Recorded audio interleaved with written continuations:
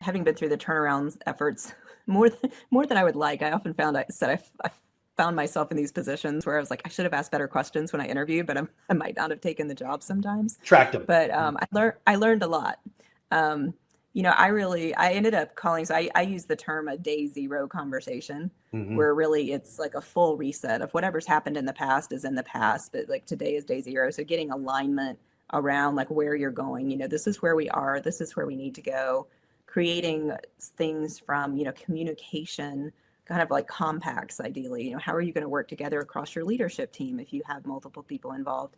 And then how are you going to kind of agree to communicate with each other, kind of those non-negotiables, both Mm-hmm. productivity and behavioral standards that you really want to incorporate in your practice. So getting clarity around that for yourself first, but then bringing your team into that conversation. I think a lot of times as leaders too, with good intentions, we try to protect our teams.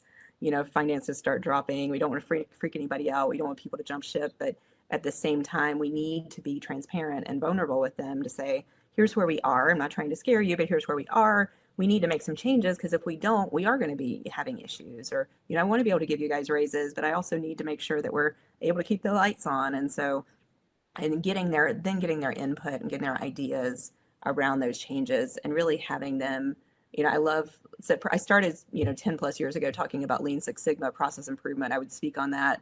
And then now I still speak about that, but I usually start with, if you don't have clarity around where you are and where you're going and getting engagement from the team with that, then you can do all the process improvement work you want, but it's just not going to stick and you're not going to get the results that are possible. So really getting clarity, creating those like standards, expectations, and then getting your team engaged to help really create those results with you.